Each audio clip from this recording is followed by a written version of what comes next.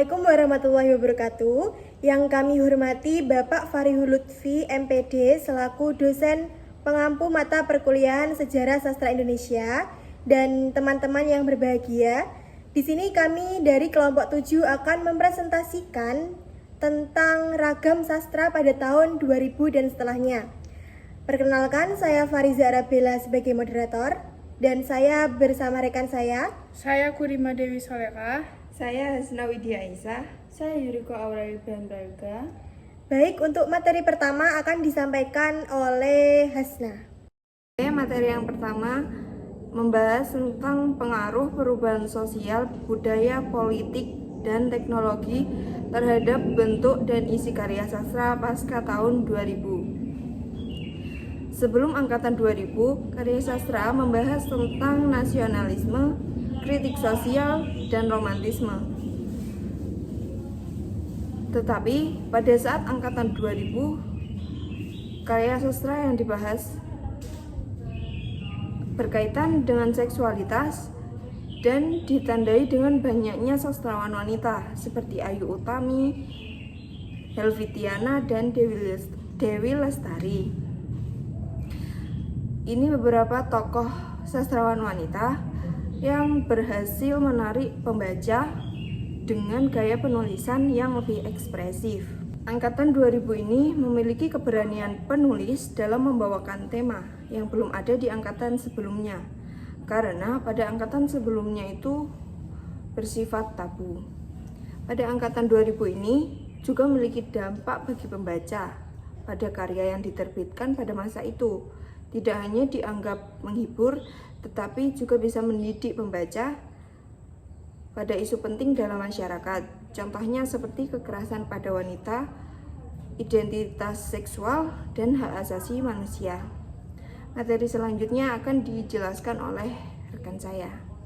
Karakteristik karya sastra tahun 2000. Yang pertama ada sastra perkelaminan. Sastra perkelaminan merupakan nama atau sebutan yang muncul atas fenomena munculnya pengarang perempuan dengan mengangkat wacana yang sama dalam karya mereka. Yang kedua, kemunculan kaum perempuan. Kemunculan kaum perempuan sudah ada sejak dulu, tetapi pada sastra periode reformasi sampai dengan sekarang, kemunculan kaum perempuan mulai menjadi pusat perhatian karena tema pada karya yang mereka angkat. Yang ketiga, kemunculan karya populer yang mudah dipahami pembaca. Karya sastra tidak jarang menimbulkan banyak tafsir yang membuat pembaca kesulitan memahami isinya. Namun, pada sastra angkatan 2000 muncul banyak karya sastra yang mudah dipahami oleh pembaca. Karya periode 2000-an memiliki karakteristik sebagai berikut. Yang pertama, tema yang ada dalam karya sastra periode ini adalah sosial, politik, romantik, dan seluruh aspek kehidupan. Yang kedua, terdapat revolusi tipografi atau tata wajah yang bebas aturan dan cenderung pada puisi konkret. Puisi yang dihasilkan tidak cenderung pada verbal, namun juga pada visual. Yang ketiga, adanya penggunaan wawasan baru atau estetika baru yang disebut dengan antropomorfisme, yaitu gaya bahasa sebagai penggantian tokoh manusia sebagai aku lirik dengan benda-benda. Yang keempat, genre yang muncul pada periode ini adalah cerpen, puisi, novel, drama, film, dan sandiwara. Yang kelima, ciri-ciri bahasa yang digunakan adalah bahasa sehari-hari. Yang keenam, pembaruan terhadap mode sastra lisan yang mengembalikan realitas fiktif pada realitas dongeng. Yang ketujuh, karya yang dihasilkan pada periode ini cenderung vulgar. Baik, di sini saya akan menjelaskan ciri-ciri, kekurangan, kelebihan sastra tahun 2000. Yang pertama, ada ciri-ciri karya sastra angkatan 2000. Ciri-cirinya yang pertama, tema sosial politik, romantik, dan masih mewarnai karya sastra. Yang kedua, pilihan kata diambil dari bahasa sehari-hari yang disebut bahasa kerakyat jelata. Yang ketiga, revolusi tipografi atau tata wajah yang bebas aturan. Dan selanjutnya ada kekurangan dan kelebihan sastra tahun 2000. Saya akan membacakan kelebihan karya sastranya.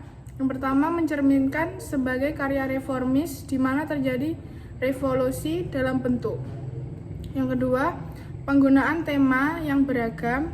Yang ketiga, kekuatan narasi yang lancar dan mengalir. Yang keempat, banyak muncul karya sastra yang membangun jiwa. Yang kelima, kejadian menarik yang inspiratif banyak digunakan pengarang dalam menulis karya sastranya. Dan terakhir, kekurangan karya sastra tahun 2000. Yang pertama, banyak munculnya sastra berkelamin yang cenderung merusak moral bangsa.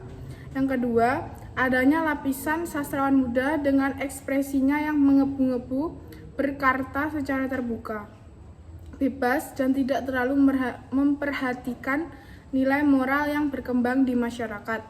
Yang ketiga, beberapa sastrawan cenderung sekuler dan feminis dalam menuliskan karya sastranya. Baik, itulah pemaparan materi dari kelompok kami. Kesimpulannya adalah setelah tahun 2000, perubahan sosial, politik, dan teknologi mendorong lahirnya sastra Indonesia yang lebih bebas dan modern. Era reformasi memberi ruang bagi penulis, terutama perempuan, untuk mengangkat tema seperti seksualitas, gender, dan hak asasi manusia. Kemajuan digital juga melahirkan sastra kiber yang tersebar lewat internet. Sastra angkatan 2000 dikenal berani mengangkat isu feminisme, patriarki seperti dalam Saman, Naila, dan Tarian Bumi. Gaya bahasanya ringan, tema sehari-hari, serta adaptasi ke film membuat karya-karya ini populer. Meski sering dikritik karena dianggap vulgar dan kurang bermoral, angkatan ini tetap menjadi tonggak penting dalam perkembangan sastra Indonesia. Sekian pemaparan materi dari kelompok kami. Apabila ada kurang lebihnya kami mohon maaf. Wassalamualaikum warahmatullahi wabarakatuh.